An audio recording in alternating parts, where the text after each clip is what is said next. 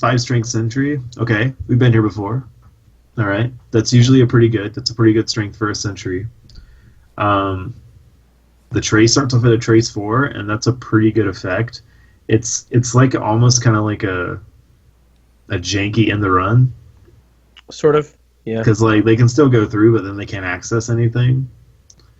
So they can still have a successful run if they're trying to trigger successful run effects, but they're not doing anything when they get there. So it just kind of depends on what they're doing and whether it's useful. Like if they're siphoning you or if they're doing some other effect, it's not going to stop anything like that. And then the trash is very specific of an icebreaker. It's not a trasher program. Which is interesting, right? Like, why not just like at like being a 7.5? Yeah. Why not just add trasher program? Right. Because if you look at, I guess, like a comparison to be like Assassin, right? That's 7.5. Yeah. So it had to fire traces, and one trace was 3 net, another trace was. But the first subroutine, the runner can power through it with money, which runner economy is pretty strong right now. Yep. But are you saying should it just be trash a card for that price? I think just trash a program. I think if it wasn't so limiting to having to specifically be an icebreaker, so it would be better. Does that leave it as average right now?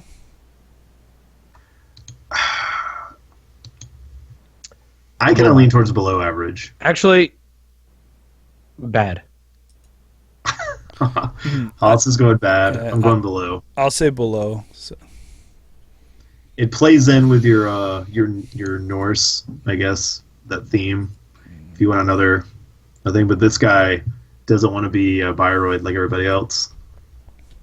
Tap. He's like, yeah, the whole tapestry. Yeah. All right, we're almost there, guys. Ice, Code Gate, Res 5, Strength 6, Influence 1. The runner loses the click if able. The corp may draw 1 card, and the corp may add 1 card from HQ to the top of R&D. Yeah, it's got some crazy artwork on it.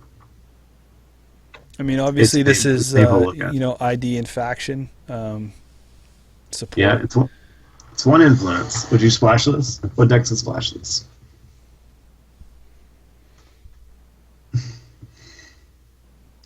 The corp may add 1 card from HQ to the top. I mean, it's Jinteki weird, right? It is Jinteki weird. Because you can think of a lot of instances where we're making them lose a click. Okay, net damage decks. Costing the runner clicks pretty cool. And then drawing a card. Okay, that's cool. See what it is, and then you can add a card from HQ to the top of R&D. And a 5/6 code gate's pretty good. Yeah, I was going to say, I think this is at least above average, borderline good. Yeah, I think I'm good with the above average vote on it. I mean, it's not ending the run, but it's high enough that if you put in situations where the runner encounters it, they don't really want to pay money to break this. No. And if they do break it, they hate it. Yeah. Hollis, you thinking the same? Yes, yeah, kind of. I mean, I'll say this.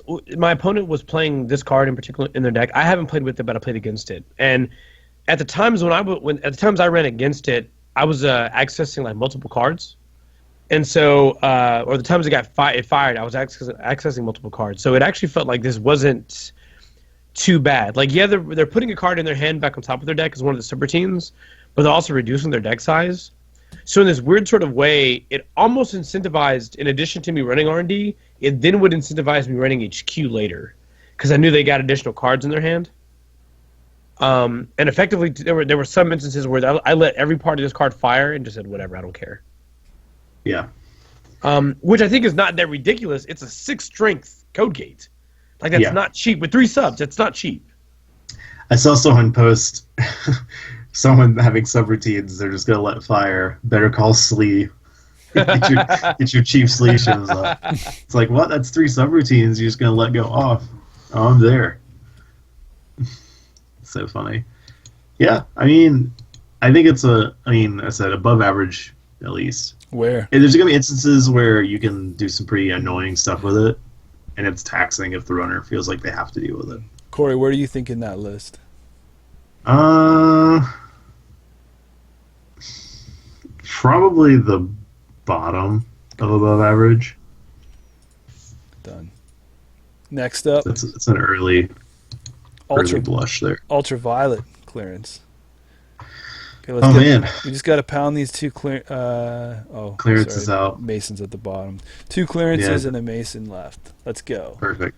So, just real quick, I know we're trying to get through this, but this artwork, what is happening? Anyway, Operation Transaction triple cost 6 influence 4. A triple. Triple. As additional cost to play this operation, spend 2 clicks. Hey, that's what triple means. Gain 10 credits and draw 4 cards. Install 1 card, paying all costs.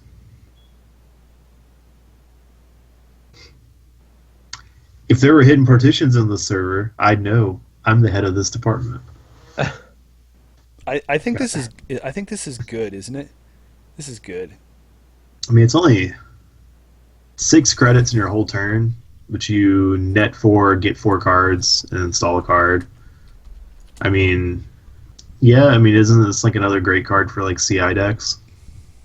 Isn't that who loves all these cards, or CI decks? So would you rather... It seems like if there's a card that's made that gains you credits, draws cards. So wait, maybe it goes to above average. Okay. Mostly because I'm thinking of comparing it to what Day Job. Right, Day Job is very low influence. It's 1. You spend your whole turn to effectively net 8 credits. And you spend your whole turn. Day Job costs 2. This costs 6. So basically, the payoff and extra on this card is the 4 card draw you get plus an install of 1 card, but you have to pay the cost. Yeah, I mean, this is a dangerous thing to play outside of CI because this takes your whole turn, and you don't want to spend your whole turn and then add 4 cards to your hand. Yeah. Unless you're really low, unless there's a reason for it, but yeah. And I mean, the clearance, like the clearance level cards are pretty notorious, right, for almost perfectly balancing out drawing cards with gaining the money available to sustain the cards you draw in CI. And this card is no exception. Like, this is clearly a design to be with CI. Yeah. So I don't know. It's kind of hard, like, because it's so specific, right? You're not gonna. I don't think you're gonna play it outside of CI, and knowing that means that the card is automatically limited. Yeah. And then it's like, all right, so on the power level compared to like blue level, green level. Yeah, but then you're going to have those CI players that are going to chastise you because it's so good in CI, even though you knocked it for only being able to be played in CI. Right. Yeah. Yeah. It's tough. I mean, I think above average is probably the right spot, but I would put it at the bottom of above average just because it's limited to a certain deck. I hit the other one up, man. Oh, hey, look, it's another clearance. This is a black level clearance. Oh, wait. But this is an upgrade. Security Protocol, Res 4 Trash 1, Influence 5. An Influence 5 card. Whenever there's a successful run on the server, the runner must either take 1 brain damage or jack out. If the runner jacks out, gain 5 credits, draw a card, and trash black level clearance. Huh. Yeah. Even knowing this floor existed was cause for termination. I like that, actually. Yeah. I like that. So this is kind of like your another defensive upgrade, right? You res it, and then it's like, hey, are you willing to take a brain? Are you done? And if the runner's like, I'm taking this brain, and I'm taking your shit, you're like, damn it. Okay, cool, I did a brain to you. Yep. But if they jack out, you're like, sweet, I gained $5, which is really gets you $1 back. I really wish the res cost was a little lower. But hey, there was a guy on this show who was talking about Breaker Bay Grid being a pretty cool card. If you had this on Breaker Bay, you didn't pay anything to res it, and you netted $5, and you got a card. Hey. I don't know who the guy was, but I like him. Yeah, but now you're rating a card based on a combo. Right. Right. Yeah. I don't think this card is adequate protection. And to me, the reason I really feel like the reason why it is 5 influence is because it effectively says take a brain or in the run. So what do you do? Yeah. Do you basically just put this by itself and just see if they hit it unprotected? Well, I mean, that's interesting, but also it's an upgrade, right? Yeah. So you could also put this on like your centrals. Yeah, I mean that's why it's got versatility, right? So if you then they come into R&D or they come into HQ and you're like, hey, are you going to take this brain to make this run? But if they run at this card, they have to access, right? If it's totally unprotected. Yeah. Is that? But you res it. Yeah. And it's whenever you res it before it's considered a successful run. So you have to res it beforehand, and then when the run is successful, it triggers its ability. Yeah. I don't know. I mean, like, I definitely like it on a central. Yeah. Yeah. That's probably the best spot. I don't know how great it is guarding a remote. But on centrals, it's pretty interesting. Oh. It doesn't immediately, like, to me, it's not immediately...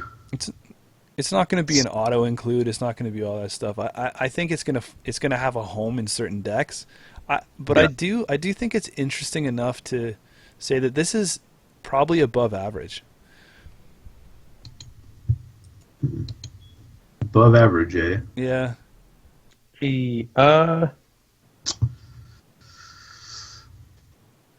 I'll lean it to average. I would lean it. I would actually lean it to terrible. No, I would lean it to below average. Actually, if it was me. So I guess I guess it's average. Is it better than Mr. Stone? Yes. Okay. All right. What's next, guys? I just said that. No one even argued with me. No. All right. I don't know.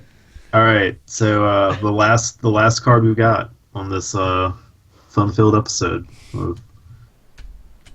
of Eli 2.0 shenanigans. The last card is Damon Stone. Mason Bellamy. Be careful, because Mr. Stone is already a card. This is not Damon Stone. Confusing one guy with another black guy might be considered racist. So we have to be careful with how we look at. So he's an upgrade Assisop, Res 2, Trash 3, Influence 3.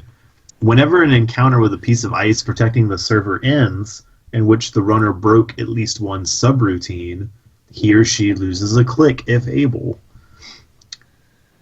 They say he is an ex-runner. I don't know if it is true, but he is chrome to the gills and seems to know all the runner's tricks. Sounds like somebody that I know. They recently celebrated a birthday. How did Lucas not get his art in the game?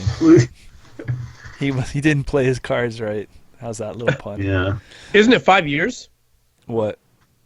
I think it's a 5 year. I think it's getting your own your own caricature in a game is a 5 year reward for being an FFG. Oh really? Yeah, I'm pretty sure it's 5 years.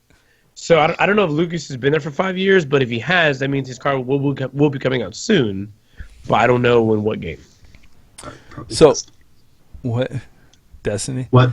Destiny, maybe. Whenever an encounter with a piece of ice protecting the server ends, in which the runner broke at least one subroutine, he or she loses a click if able.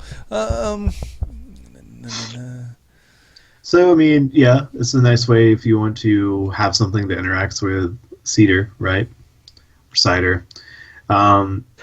Pretty neat with ELP, right? Because they spend a click to make the run. Yeah. And then if it's not their last click, I don't know. Go back to the beginning where we said before, like, so many people have tried to do click taxes.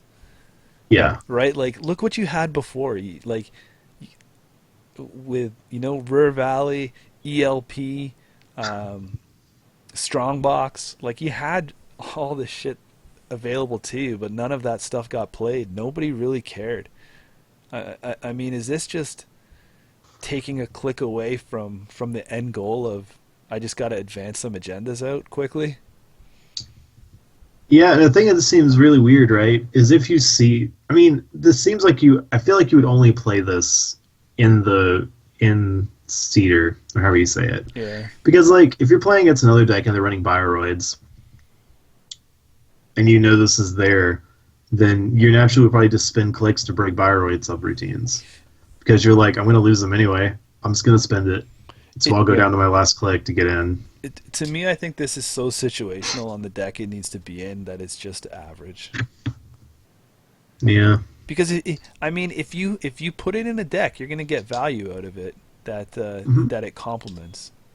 Yeah, I mean, because its trigger is most likely going to go off. Yeah, but I really feel like you're going to need like 2 or 3 other pieces to make this good. Mm. I'm cool with that. I'm cool with average.